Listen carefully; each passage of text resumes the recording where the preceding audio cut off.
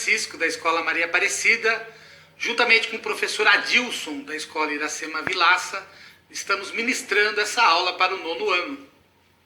Sou o professor Adilson de História, da Escola Iracema Vilaça e da Escola Euclides também. Vamos explicar que essa nossa primeira videoaula, ela também vai ser acompanhada de um texto e um questionário. Então aqui é um apoio, anotem no caderno. Nesse exato momento nós estaremos vendo o Brasil Império, vendo as questões da queda do Império, a proclamação da República, tá? E a influência dos coronéis, principalmente os barões do café, nesse período da República no Brasil, e de grandes movimentos sociais que houve, principalmente referente ao coronelismo no Brasil. Tudo bem? Essa primeira aula será sobre a proclamação da República. Ainda no início do século XIX, aconteceram alguns movimentos de revoltas na tentativa de instalar a República no Brasil. Esse sentimento ele existiu por muito tempo, até que começou um processo de descontentamento por parte de pessoas poderosas e importantes. Estou falando dos cafeicultores paulistas, principalmente, juntamente com a ala religiosa, da igreja, e também da ala militar. E isso vai acabar acarretando no final do Império no Brasil. Houve também a questão da abolição da escravidão. O governo não criou uma transição para o fim da escravidão. Tanto cafeicultores e fazendeiros ficaram revoltosos com a monarquia devido à questão econômica, né? Não houve auxílio para que suprissem a mão de obra, e também houve a questão social, onde a maioria dos escravos vagavam de cidades em cidades sem ter função, sem ter trabalho, sem ter moradia. No dia 15 de novembro de 1889, logo pela manhã, Marechal Deodoro da Fonseca reúne soldados e marcham pelas ruas do Rio de Janeiro gritando "Viva a República!". Os monarquistas não tiveram forças para resistir, e nesse instante está proclamada a República no Brasil. Foi criado no primeiro momento um governo provisório, e Marechal Deodoro da Fonseca foi escolhido para ser o primeiro presidente da República. Um dos seus primeiros atos foi o exílio de Dom Pedro II e sua família. Assim que assume o poder, Marechal Deodoro da Fonseca trata de alguns assuntos que seriam muito importantes para a implantação da República de fato. O primeiro deles seria a implantação do Estado laico, ou seja, a separação da Igreja do Estado. Outra medida importante foi a federalização do país. O que seria isso? Enquanto monarquia, nós tínhamos províncias e não estados.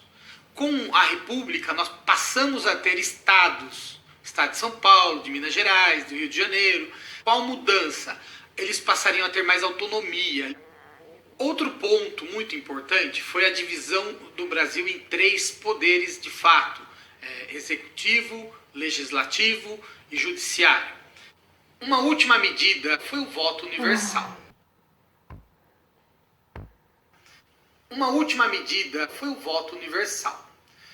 Enquanto monarquia não havia eleições. E quem votava?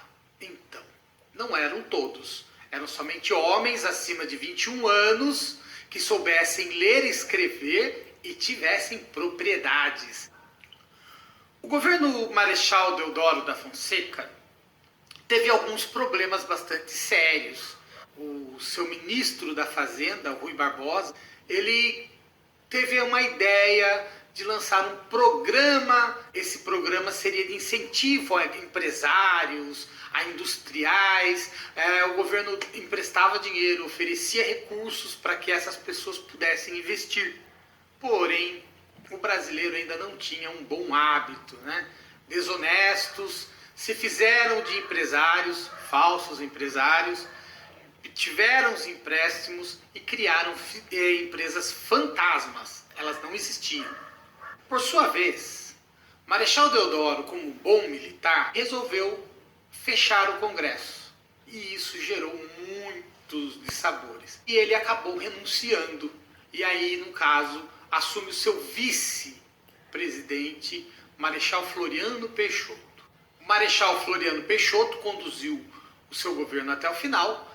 Após a eleição do presidente Prudente de Moraes, os cafeicultores e latifundiários voltam ao poder no Brasil. É importante nós salientarmos e destacarmos aqui que o Prudente de Moraes ele é tido como nascido em Itu.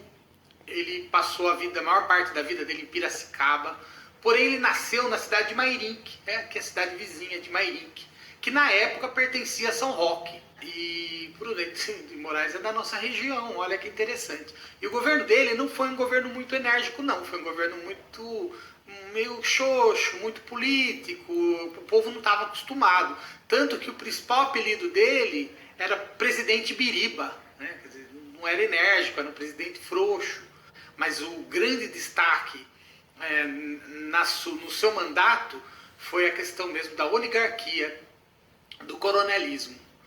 Que volta ao poder um grupo político muito forte, que eram os cafeicultores e os latifundiários. O estilo de política empregado com a oligarquia no poder, no governo de Prudente de Moraes, ele traz a figura do coronel. O coronel seria uma forma do governo ter um poder maior em todas as regiões. Então as principais cidades do país tinham coronéis. Com os coronéis, vigorou uma política chamada de voto de cabresto. O que era isso? Então era assim, o coronel obrigava o povo a votar naquele candidato que ele escolheu. Após a eleição de Prudente de Moraes, houve uma aliança de poder no Brasil, entre o estado de São Paulo e Minas Gerais. Essa aliança acabou ganhando um nome, um apelido de República Café com Leite. E qual era essa aliança? Na realidade, era a garantia de que os próximos presidentes do Brasil seriam dos estados de São Paulo e de Minas Gerais, e num revezamento. No Brasil, sempre aconteceram movimentos sociais, revoltas, revoluções, guerras civis. E nesse período propriamente do início da República, tivemos também alguns movimentos muito importantes e que nós precisamos destacar aqui. O primeiro movimento que nós vamos destacar, o movimento social, foi a Guerra de Canudos. Ela aconteceu no Nordeste, na região ali da Bahia. O principal motivo de acontecer essa guerra e esse movimento social foi realmente a miséria, o abandono, o descaso do governo federal com outras regiões que não fosse o Sul e o Sudeste. E a comunidade de Canudos chegou a ter mais de 20 mil pessoas. Então, o medo de que ali fosse um ponto inicial por uma revolta maior fez com que o governo federal agisse. Calcula-se que houveram mais de 5 mil mortes nesse massacre. O governo federal saiu vitorioso. Outro movimento social muito importante foi a Guerra do Contestado. Ela aconteceu numa região que estava sendo contestada, tanto por Santa Catarina quanto por Paraná. Com a concessão, a Brazil Highway Company obteve o direito de explorar madeira, expulsaram-se muitos camponeses. Eles buscaram o apoio de um famoso beato. O nome dele era Beato José Maria e acabou sendo um líder. Ela acaba com também a vitória do governo federal e a dispersão por toda a região da população. Outro movimento social importante nesse período que podemos destacar aqui foi o cangaço. O cangaço nada mais era do que bandos que dissociaram-se dos coronéis lá no Nordeste, somente lá no Nordeste. Desgarrados dos coronéis, esses bandos saíam saqueando, a violência era muito grande. Os cangaceiros acabaram quando o governo consegue matar Lampião e seu bando. Então a gente agradece. Com Deus, se cuidem, E olha, não esqueçam, quando sair de casa, por favor, a mascarinha, porque a máscara salva. Beijo.